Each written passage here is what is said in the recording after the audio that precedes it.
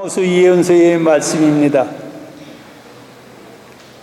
그 무렵 베델의 사제 아마치아가 아모스에게 말하였다. 선견자야, 어서 유다 땅으로 달아나 거기에서나 예언하며 밥을 벌어 먹어라. 다시는 베델에서 예언을 하지 마라. 이곳은 임금님의 성소이며 왕국의 성전이다. 그러자 아모스가 아마치아에게 대답하였다.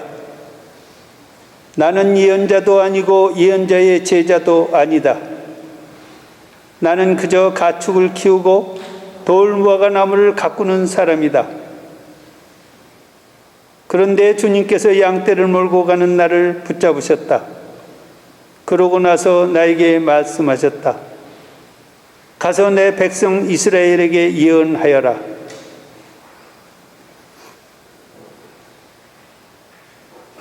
주님의 말씀입니다. 하나님 감사합니다. 주님, 저희에게 당신 자애를 보이시고 당신 구원을 베풀어 주소서. 주님, 저희에게 당신 자애를 보이시고 당신 구원을 베풀어 주소서. 하느님 말씀을 나는 듣고자 하노라. 당신 백성, 당신께 충실한 이에게 주님은 진정 평화를 말씀하신다. 그분을 경외하는 이에게 구원이 가까우니 영광은 우리 땅에 머물리라. 주님, 저희에게 당신 자애를 보이시고 당신 구원을 베풀어 주소서. 자유와 진실이 서로 만나고 정의와 평화가 입을 맞추리라. 진실이 땅에서 돋아나고 정의가 하늘에서 묻어오리라. 주님, 저희에게 당신 자애를 보이시고 당신 구원을 베풀어 주소서. 주님이 복을 베푸시어 우리 땅이 열매를 내리라. 정의가 그분 앞을 걸어가고 그분은 그 길로 나아가시리라. 주님, 저희에게 당신 자애를 보이시고 당신 구원을 베풀어 주소서. 사도 바오로의 에페소서 말씀입니다. 우리 주 예수 그리스도의 아버지 하느님께서 찬미 받으시기를 빕니다. 하느님께서는 그리스도 안에서 하늘의 온갖 영적인 복을 우리에게 내리셨습니다. 세상 창조 이전에 그리스도 안에서 우리를 선택하시어 우리가 당신 앞에서 거룩하고 흠없는 사람이 되게 해주셨습니다. 사랑으로 예수 그리스도를 통하여 우리를 당신의 자녀로 삼으시기로 미리 정하셨습니다. 이는 하느님의 그 좋으신 뜻에 따라 이루어진 것입니다. 그리하여 사랑하시는 아드님 안에서 우리에게 베푸신 그 은총의 영광을 찬양하게 하셨습니다. 우리는 그리스도 안에서 그리스도의 피를 통하여 속량을 곧 죄의 용서를 받았습니다. 이는 하느님의 그 풍성한 은총에 따라 이루어진 것입니다. 하느님께서는 이 은총을 우리에게 넘치도록 베푸셨습니다. 당신의 지혜와 통찰력을 다하시어 그리스도 안에서 미리 세우신 당신의 선의에 따라 우리에게 당신 뜻의 신비를 알려주셨습니다. 그것은 때가 차면 하늘과 땅에 있는 만물을 그리스도 안에서 그분을 머리로 하여 한데 모으는 계획입니다. 만물을 당신의 결정과 뜻대로 이루시는 분의 의향에 따라 미리 정해진 우리도 그리스도 안에서 한 몫을 얻게 되었습니다. 그리하여 하느님께서는 이미 그리스도께 희망을 둔 우리가 당신의 영광을 찬양하는 사람이 되게 하셨습니다. 여러분도 그리스도 안에서 진리의 말씀, 곧 여러분을 위한 구원의 복음을 듣고 그리스도 안에서 믿게 되었을 때 약속된 성령의 인장을 받았습니다. 우리가 하느님의 소유로서 속량될 때까지 이 성령께서 우리가 받을 상속의 보증이 되어주시어 하느님의 영광을 찬양하게 하십니다.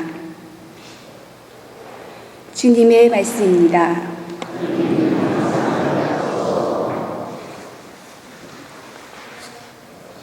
그때 예수님께서는 12 제자를 부르시어 더러운 영들에 대한 권한을 주시고 둘씩 짝지어 파견하기 시작하셨다. 그러면서 길을 떠날 때 지팡이 외에는 아무것도, 빵도, 여행 보따리도, 전대에 돈도 가져가지 말라고 명령하시고 신발은 신되 옷도 두 벌은 껴입지 말라고 이르셨다. 그리고 그들에게 말씀하셨다. 어디에서나 어떤 집에 들어가거든 그 고장을 떠날 때까지 그 집에 머물러라. 또한 어느 곳이든 너희를 받아들이지 않고 너희 말도 듣지 않으면 그곳을 떠날 때 그들에게 보이는 증거로 너희 발밑에 먼지를 털어버려라. 그리하여 제자들은 떠나가서 회개하라고 선포하였다. 그리고 많은 마귀를 쫓아내고 많은 병자에게 기름을 부어 병을 고쳐 주었다.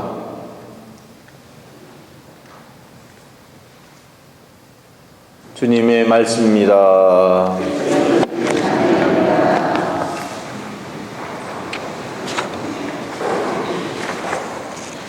참 예수님께서 제자들을 파견하시면서 너희는 길을 떠날 때에 아무것도, 빵도, 또 돈도, 심지어 신발은 신되 옷도 두 벌은 껴입지 말라, 이렇게 말씀을 하십니다. 사실 전교여행을 하는 것은 뭐 하루 이틀 하고 마는 것이 아니고 경우에 따라서는 일주일, 열흘, 한 달 뭐 기약할 수 없죠. 때로는 뭐 6개월, 1년이 걸릴 수도 있는 그런 긴 여행인데 도무지 지팡이 외에는 아무것도 가지 말라고 하십니다. 현실적으로 보면 굉장히 불편부당한 그런 말씀 같습니다. 도무지 현실을 인정하지 않는 그런 말씀인 것 같이 섭섭하게까지도 들립니다. 도대체 뭐 어떡하라는 건가? 우리는 당장 3박 4일만 여행을 가도 그냥 가방이 찢어질 정도로 빵빵하게 집어넣고서 여행을 떠나는데, 그런데 거의 뭐 빈손이나 마찬가지로 지팡이 하나 달랑 들고 가라고 하는 이 말씀을 도대체 합리적인 말씀이라고 받아들이기가 힘듭니다. 하지만 좀 더 깊이 곰곰이 생각해 보면 그 말씀 속에는 이런 말씀이 숨겨져 있는 것입니다. 복음을 전하는 일은 하느님의 나라를 선포하는 일이고, 하느님의 나라를 선포하는 일은 그런 인간적인 차원에서, 외적인 차원에서의 준비가 중요한 게 아니라 오히려 내적인 차원, 마음의 준비와 무엇보다도 하느님을 향한 믿음이 준비되지 않으면 그 여행은 실패할 수밖에 없다. 그런 의미로 우리가 받아들여야 될 것입니다. 그래서 우리가 놓치기 쉽지만은 예수님께서는 제자들을 그냥 떠나보내지 않았어요. 더러운 영들에 대한 권한을 주셨다고 했습니다. 더러운 영들에 대한 권한, 이건 눈에 보이지도 않는 것이고, 또 뭐 권한 받았다고 해서 그것이 뭐 도대체 무슨 의미가 있을까 이렇게 생각할지 모르겠지만, 실질적으로 보면 제자들은 그 더러운 영의 권한을 받음으로써 항상 주님과 함께 있음을 깨달을 수 있었습니다. 분명 자기 자신들에게서는 그런 능력이 나올 수가 없는데 더러운 영들에 대한 권한을 받았기 때문에 마귀를 쫓아내고 또 많은 병자들을 고칠 수가 있었다는 것이 오늘 결론에 나오는 이야기입니다. 다시 말하자면 예수님께서는 그냥 보내신 게 아니고 눈에 보이지는 않지만 하느님의 능력과 힘을 함께 실어서 보냈다는 겁니다. 거기에 중요한 의미가 있습니다. 더군다나 둘씩 짝지어 보냈다고 하는 이 말 속에는 하느님의 일은 정말 뜻을 맞춰서 최소한 둘이 함께 하나가 되려고 노력하고 서로가 서로에게 정말 어려움에 처했을 때 도움을 줄 수 있는 동반자가 됐을 때에 가능한 일이다라는 것을 분명하게 해주고 있는 것입니다. 그래서 둘씩 짝지어 보냈다는 것도 사실은 그냥 별 도움이 안 될 것 같지만 실질적으로 전교 여행에서 가장 본질적으로 필요하고 또 실제로 도움이 되는 그러한 선물인 것입니다. 생텍쥐베리라는 사람이 있는데 그 책을 많이 쓰진 않았지만 그분이 쓴 책들을 보면 짧지만 그 안에 아주 핵심적이고 함축적인 그런 내용들이 많이 나오는데, 그 중에 이제 사막에서 24장에 나오는 부분인데, 사막에서 여우와 나누는 대화 중에 이런 내용이 있습니다. 집이건 별이건 사막이건 그것이 아름답게 하는 것은 눈에 보이지 않는 법이지, 지금 내 앞에 보이는 건 껍데기일 뿐이야. 가장 소중한 것은 눈에 보이지 않아라는 구절이 있습니다. 어떤 면에서 보면 말장난같이 느껴질지 모르겠지만 정말 중요하고 소중한 그런 말씀입니다. 사람들은 많이 가지면 가질수록 능력도 있고 또 무슨 일을 하는 데 있어서 더 효과적이라고 생각을 합니다. 어느 면에서는 실제로 그럴 수 있습니다. 뭘 하고 싶어도 가진 게 있어야 뭘 하지. 그런 면에서 많이 가지면 그만큼 많이 베풀 수도 있고 어떤 일을 하는데 더 큰 일을 더 효과적으로 할 수 있는 그런 계기가 되기도 합니다. 하지만 그것 이전에 눈에 보이지 않는 그 무엇이 준비되어야 하는 것입니다.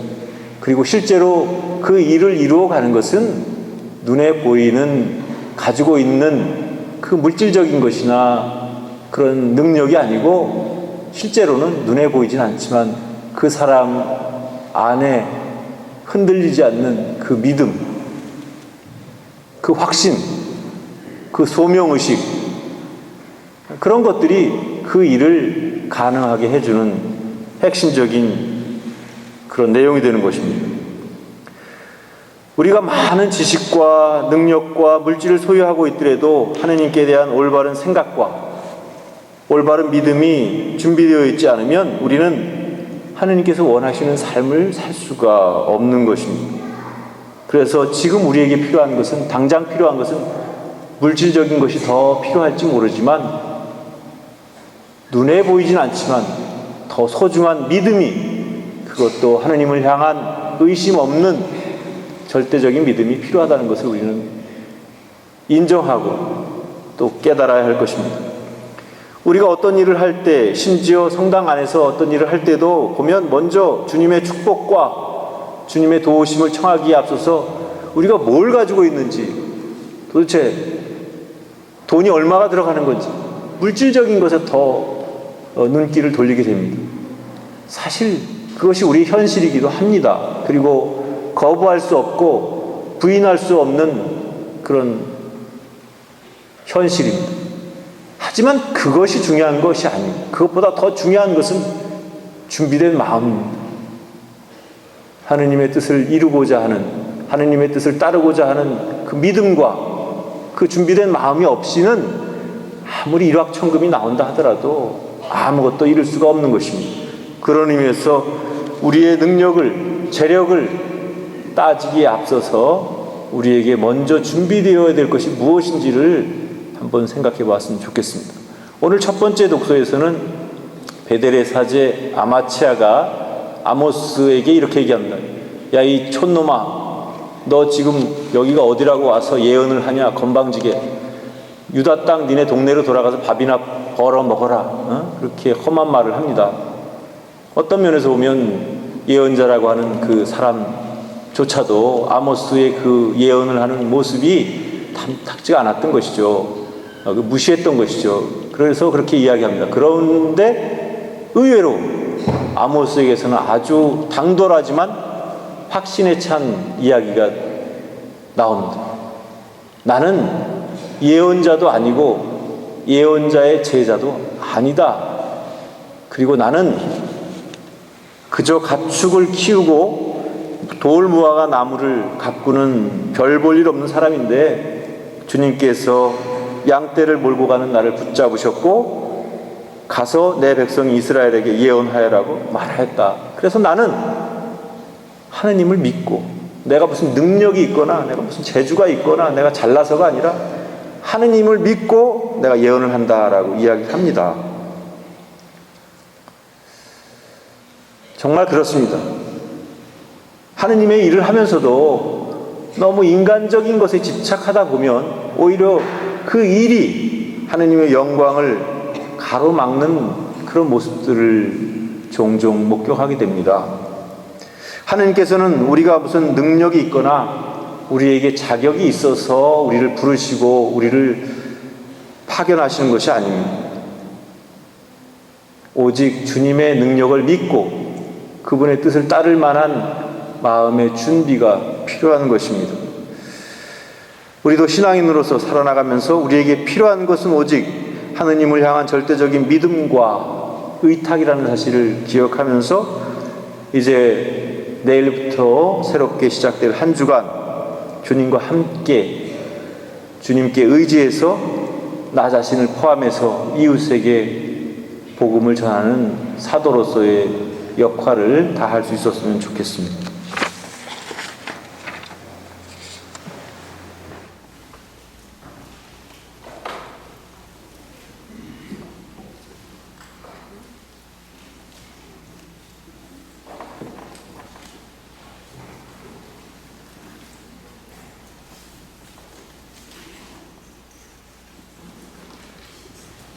생활은 511번입니다.